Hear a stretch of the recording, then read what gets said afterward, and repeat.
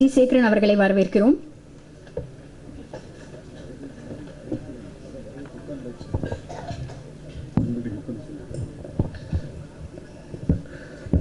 ஒரு முன்னோட்டத்தை விண் ஓட்டமாக காண்பித்த மதிப்புக்குரிய இயக்குனர், தயாரிப்பாளர், இமான், ஒளிப்பதிவாளர்களுக்கு எனது வாழ்த்துக்களை சொல்லிக் கொள்கிறேன். ரம்மி விளையாடுவதற்காக அணிதிரண்டு வந்திருக்கின்ற இயக்குனர் சங்க பெருந்திரளே மற்றும் திரையுலக சான்றோர்களே, சாதனையாளர்களே, நண்பர்களே, ஊடகத்துறை நண்பர்களே, எனது அன்புக்குரிய தம்பி, எங்களது சங்க உறுப்பினர் ஜெயஸ்கே அவர்களின் நண்பர்களே, சமீப காலமாக தமிழ் திரையில் புதிய படங்கள், சிறிய படங்கள் மாபெரும் வெற்றியை நோக்கி சென்று கொண்டிருக்கின்றன. எந்த ஒரு திரைப்படத்திற்கும் ஒரு சாரம் போன்ற ஒரு உதவி தேவை இருக்கும். அதாவது தேரை முன்னிறுப்பதற்கும் சரி, கட்டடங்களை தாங்கி நிற்பதற்கும் சரி, சாரம் போன்ற ஒரு முன்னிருப்புகள் நமக்கு தேவை.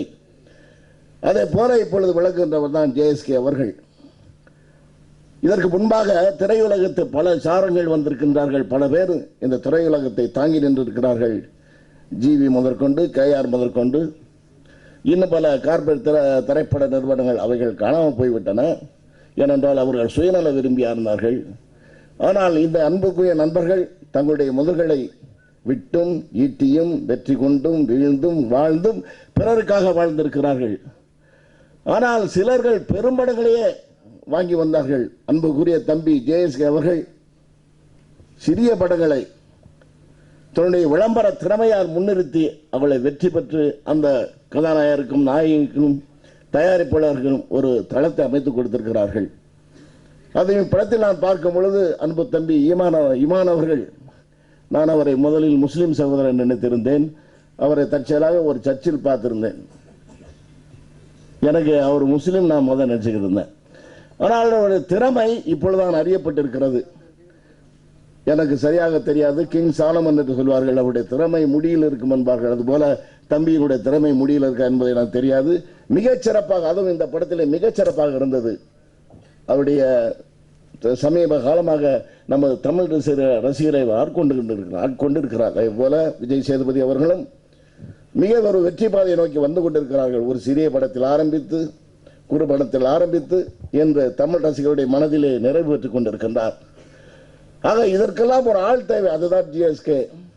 இது போன்ற நல்ல மனிதர்கள் வர வேண்டும், நல்ல திரைப்படங்களை கொடுக்க வேண்டும் என்ற காலகட்டத்திலே உங்களுக்கு தெரியும், லிங்குசாமி இருக்கிறார், இங்கே நிறைய படங்களை செய்தவர். விக்ரமன் அவருடைய படத்தை வெளியிட இருக்கிறார். நாங்களும் ஆவுடன் காத்திருக்கிறோம். வெற்றிமாறன் இருக்கிறார். ஆனால் இந்த விளம்பரம் என்பது நம்ம எவ்வளவு காயப்படுத்தி கொண்டிருப்பது உங்களுக்கு தெரியும். இந்த தமிழ் திரையில் மிக எளிதாக அல்லது குறைவாக செயல்பட்ட இந்த விளம்பரம் இன்று ஒரு கட்டுக்களை மீறி சென்று கொண்டிருக்கிறது. காலையில் நான் ஒரு இதில் கூறியதை போல, சுண்டைக்காய் கால் வாசிதான், ஆனால் சுமைகோலி முக்காவாசி என்பதை போல, சுண்டைக்கால் கால் பணம், சுமைகோலி முக்கால் பணம் என்பதை போல இன்று நமது பணங்கள் எல்லாம், நமது லாபங்கள் எல்லாம் விரைவாக சென்று கொண்டிருக்கின்றன. ஜேஎஸ்கேவுக்கு தெரியும் எவ்வளவு பணத்தை அவர் சேட்டலைட்டுக்கும் சரி, ஹோர்டிங்கும் சரி, எவ்வளவு பணத்தை அள்ளி எரிந்து கொண்டிருக்கிறார் என்று. முதலாக மிக அரிதாக இருந்த ஹோர்டிங்ஸே என்பது இல்லாமல் இருந்தது. பின் அவைகள் 5 வருட கால ஹோர்டிங்ஸ் இல்லை. சமீப காலமாக அந்த ஹோர்டிங்ஸ் உள் நுழைந்தது. ஆனால் அவைகள் 15 லட்சம், 25 லட்சம் என்று இந்த 75 லட்சத்தை தொட்டுக் கொண்டிருக்கின்றது. அதுபோல சேட்டலைட் சேனல்களை விளம்பரங்களும் அளவுக்கு மீறி எல்லையின்றி சென்று கொண்டிருக்கின்றன. அதில் சிறிய படங்கள் காணாமல் போகின்றன. பெரியவர்கள் செய்து விடுகிறார்கள், சிறியவர்கள் செய்ய முடியாமல் இயலாது. அவருடைய படங்கள் ரசிகர்களுடைய பார்வைக்கு வராது போய்விடுது. என்றால் ரசிகர்கள் எந்த ஒரு படம் அத்துமீறி விளம்பரத்தை பெறுகின்றனமோ அதுக்கு செல்லக்கூடியவர்களாக இருக்கிறார்கள். ஏனென்றால் இந்த ஊடகம் பெரிய ஒரு வன்மையான அமைப்பாக இருக்கிறது. ஆகவே இதையெல்லாம் சங்கத்தை சார்ந்தவர்கள் நாங்களும் பேசிக் கொண்டிருக்கிறோம். விக்ரமன் இருக்கிறார்கள். எல்லாம் பொதுநலம் நாடி சிறிய படங்களை ஜெயிக்க வைக்க வேண்டும் என்று கொள்கிறேன். அதுவும் இந்த படம் ரம்மி என்பது ஒரு சீட்டாட்டமா அல்லது அவருடைய பெயரா என்று எனக்கு தெரியவில்லை. ஏனென்றால் அன்பு நண்பர் ஜேஎஸ்கே அவர்கள் சகலமும் தெரிந்தவர். ஏனென்றால் ரம்மி என்றால் ஒருவேளை உங்களுக்கு டாக்ஸ் ஃப்ரீ கிடைக்காமல் போகலாம், அல்லது அதை நீங்கள் ஒருவருடைய பேர் என்று மாற்றி விடுங்கள். நான் சொல்வதற்காக சொல்லுகிறேன். ஜேஎஸ்கே அவர்கள் ரம்மி அது கொஞ்சம் பார்த்துக்க. அது மாதிரி சில பிரயோஜனமான இந்த படம் பார்க்கும்போது உண்மையிலே நான் பெருமைக்காக நான் எப்பயும் சொல்வதில்லை, எந்த படத்தையும் நான் அளவுக்கு மீறி பாராட்டுவதில்லை.